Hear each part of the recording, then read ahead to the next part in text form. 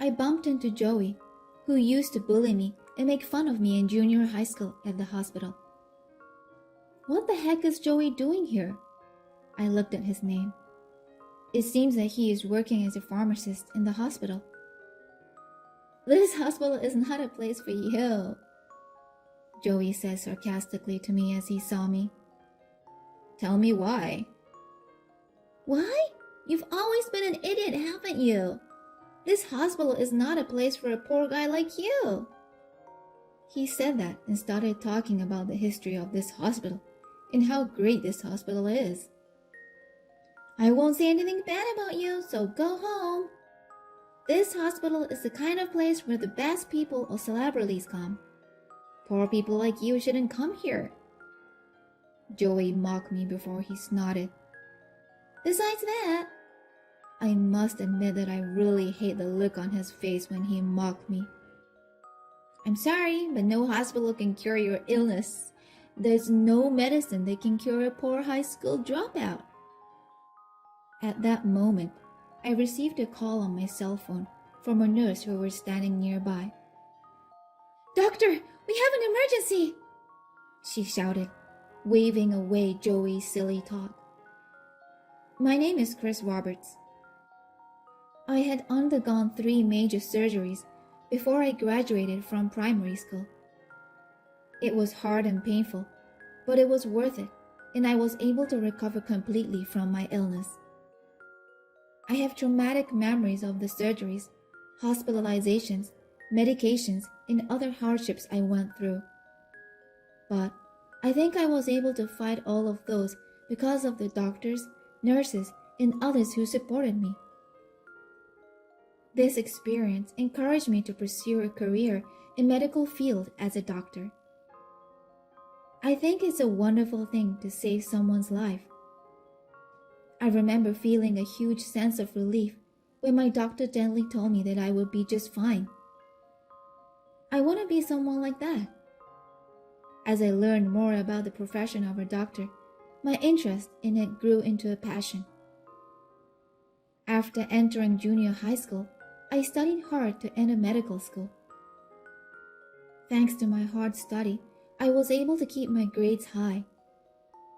However, due to the cost of my treatment, my family was poor. And in fact, there was a possibility for me not being able to enroll at high school. I wish I could make your dream come true, honey, but I'm sorry. Diana, my mother said sadly. I felt as if I was thrown into a dark cave where I could see nothing at her words. But there was no use in complaining. My parents had paid a lot of medical bills just to keep me alive. All my life, my school bag and textbooks had been second-hand things. That's how poor my family was. I was often teased and bullied by those around me because of my poverty.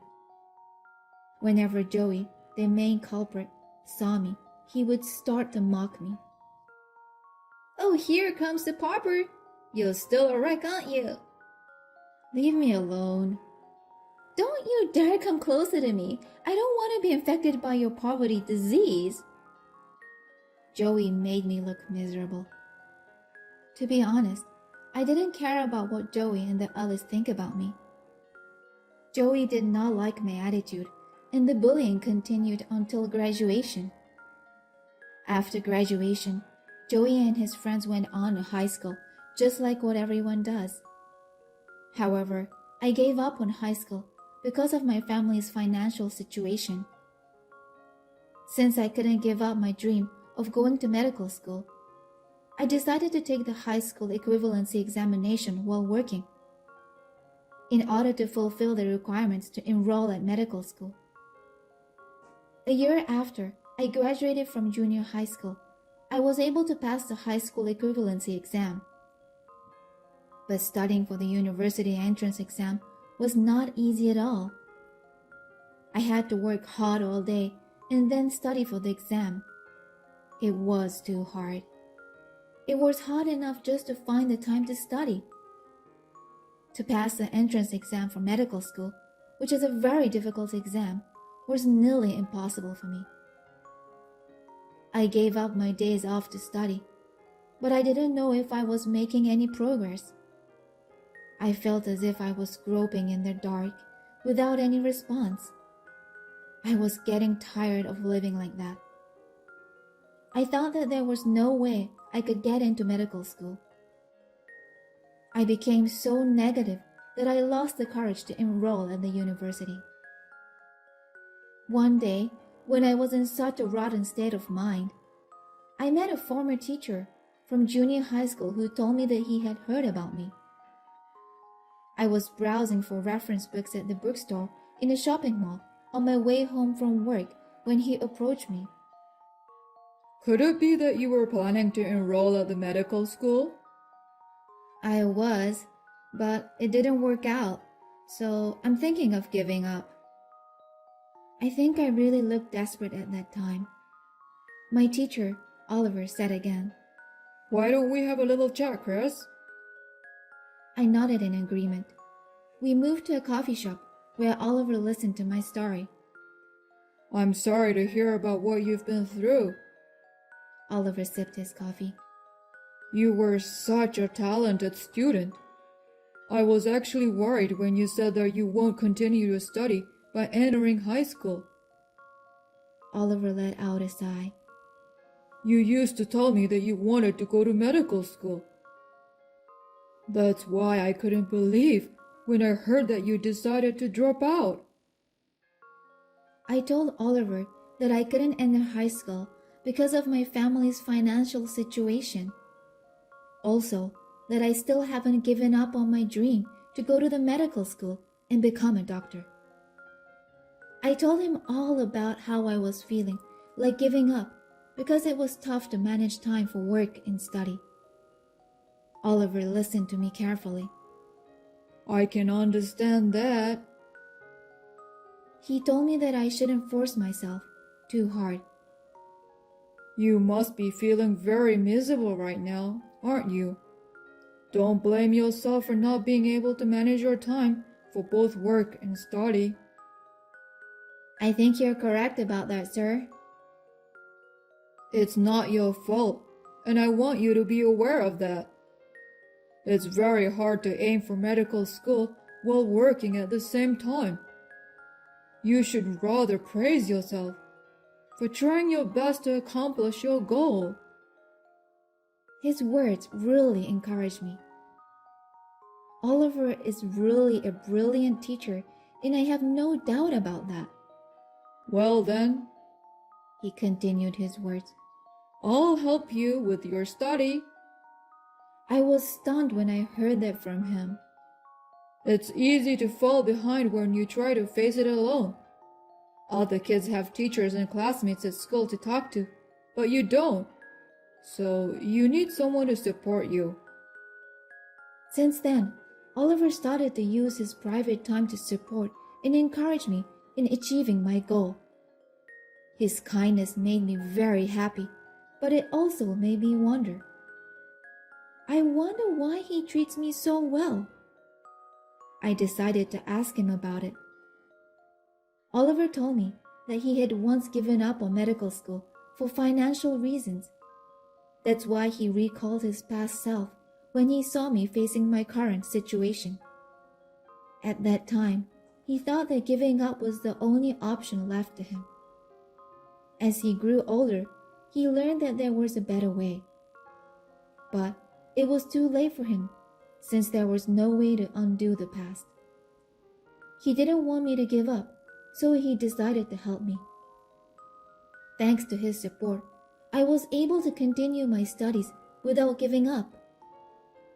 In the end, I managed to pass the entrance exam for medical school. I was able to enroll at medical school on a scholarship. I studied hard to live up to the expectations of my teachers. I made sure that I would not miss a single lesson and succeeded in obtaining my medical license. After that, under the influence of a colleague who had helped me while I was still in school, I decided to study abroad at a well-known university in the UK to acquire a high level of medical skills and knowledge. 5 years later, I returned to the United States and started working at a hospital in San Francisco. Thanks to my hard study, that I am now a well-known and respected person among the surgeons. One day, Joey, a former classmate who used to make fun of me in junior high school, approached me at the hospital. "What the heck is Joey doing here?" With a grin on his face, Joey came up to me. "What are you doing here?" he asked me without even greeting me first. Joey said out loudly, "You know what, Jessica? This guy was a classmate of mine." He turned around. Jessica, the nurse, was there. Jessica is well known in the hospital as a beautiful nurse, but her beautiful face was in shock. I stood there in a daze, unable to understand what was going on. At first, all I could understand was that Jessica and Joey were talking. When I, who had come to work in casual clothes, bumped into them. "It's been a while, Joey. We went to the same junior high school, right?" "That's right. I took care of you at that time." I don't think Joey was taking care of me at that time. "I was taking care of him," he says with a snide grin. Then he looked at me as if I were a fool. "This hospital is not a place for you. You know that." "Tell me why." "Why?" "You've always been an idiot, haven't you? This is not a place for poor people." He said that arrogantly. He started talking about the history of this hospital and how great this hospital is. "There's even an awesome surgeon who just came back from the UK." He boasted as if he were that person. "Hey, Jessica, this hospital is awesome. Don't you think so?" "What? Yeah, it is, but..." "Right? Everyone who works here has high qualifications." Joey beams as if to say he were one of them. But I didn't even know that Joey works here. I had no choice but to ask him further questions. "Which department do you work for?" Then he told me loud and proud, "I'm a pharmacist." I must say that he sounded so arrogant. "I won't say anything bad about you, so go home. This hospital is for the best and the brightest. Poor people like you shouldn't be here." Joey continues. "And besides that..." Then he snorted before he said his next words. "I'm sorry to say this, but no hospital can cure your illness." "I thought you said that this place is the best and the brightest." Joey burst out laughing. "There's no medicine that can cure a poor high school dropout." Jessica, who was behind me, was about to say something when her cell phone suddenly rang. She hurriedly picked up the phone and said to me, "We have an emergency, doctor." She shook off Joey's silly talk. Jessica and I ran to the emergency room and rushed to the patient who had just been brought in. Jessica's face was very pale as she went to the patient first. I tilt my head to take a look at her face. However, Jessica immediately calms down. Then she turns around to face me. "Doctor, please have a look at him." Her voice was calm. That was the first time I saw the patient's face, and I was speechless. My mind went blank, which is something I had never experienced before. I had been through many things in my life, but I had never been so shocked that I lost my words. It couldn't be helped. The patient, with a pale skin and limp, was my former teacher, Oliver. Thanks to his support, during my junior high school days that I've managed to become a doctor now. I am who I am today because of his kindness. Oliver was involved in a hit-and-run accident and is unconscious. He is in a condition where he cannot be saved without emergency surgery. 3 doctors, including myself, were nominated as primary surgeons at this hospital. I clenched my fist and stood quietly. I would have raised my hand and say that I'll conduct the surgery, but that was not the case. I was the youngest among the 3 surgeons. I wanted to help my former teacher, Oliver, if I could. However, his life was at stake. It would be outrageous to ask my colleagues to choose me as the primary surgeon based on my personal feelings. My grip tightened while I faced this frustrating situation. Jessica wandered into the discussion where the head nurses were deciding on a primary surgeon. Suddenly, everyone's voices became louder.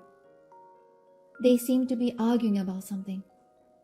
I wonder if everything's all right. But after a while, my name was called. "Dr. Chris, please be in charge of the surgery," one of the head nurses told me.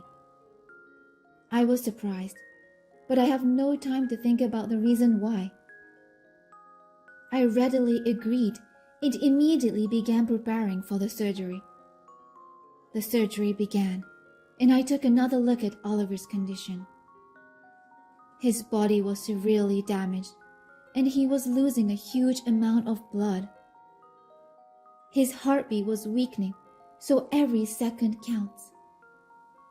Today is the first time I'm conducting a surgery on someone I can call a family member. I didn't expect that I would be this upset. My hand that was holding the scalpel was shaking. Even though I had practiced so much and performed so many surgeries, I was as nervous as if I were conducting a surgery on a patient for the first time in my life.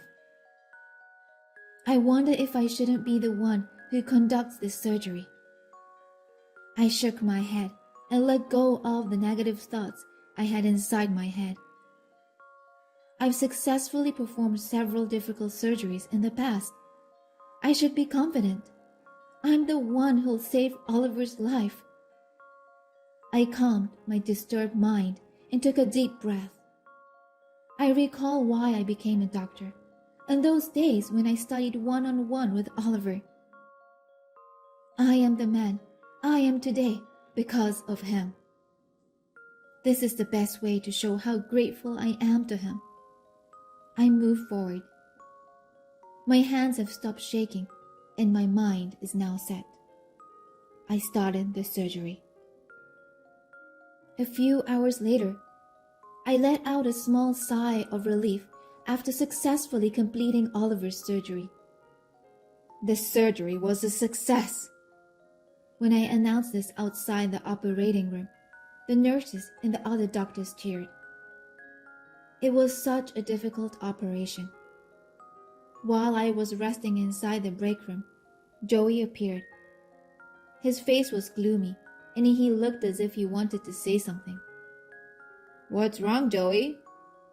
"Is it true that you are a doctor?" I tilt my head in confusion. It's obvious to find out about that. From this white coat, stethoscope, and nameplate. Also, my name should be written in their surgeon's list. "Yes, I am." "How is that possible? A poor man like you can't possibly become a doctor." Joey's face turned red in frustration. He sounded as if I were lying, but if that were the case, I wouldn't be here. I would have been thrown out of the emergency room immediately. "What kind of trick did you use? I feel like an idiot for taking you seriously." Now he started to get angry since he thought that I was making fun of him. I didn't lie, nor made fun of him. and I didn't use any strange tricks. Everyone knows that this society is not so generous that you can become a surgeon just by using a letter of recommendation. Then, all of a sudden, Jessica came in. "Hold it right there, Joey," she interrupted. She glared at Joey. "Don't be rude on Chris," she shouted out loud. "You're the one who's making fun of him. You were just jealous and annoyed by his success. This man here just saved my father's life. I won't allow you to say terrible things about him." Jessica said that furiously. "If you dare to say any more, I'll tell the manager about your past pickup acts and so on." She threw a sharp look at Joey. Joey flinched. "Geez, calm down, will you? I promise I won't bother both of you again." Joey left the place right away. I turned around to Jessica and said, "Thank you." Then I continued, "Did you say that I just saved your father's life?" Jessica nodded in agreement. I was surprised to hear the truth from her. "The man who you just conducted the surgery was my father." I didn't expect that. Oliver has a daughter. I have lost my words. "I was the one who requested for you to conduct the surgery. I'm sorry for causing you trouble," she apologized to me. It was Jessica who recommended me as the primary surgeon. She had known about me from her father. "I have a very talented student," Oliver told Jessica about me in the past. He also mentioned how he's very proud of me. So Jessica knew about my background and decided that I was the one who was capable of saving her father's life. Jessica's recommendation went through since the patient was her father, and I was chosen as the primary surgeon.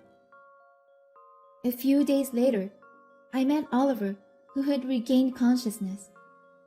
He looked at me and said that I've grown up to be such a nice guy.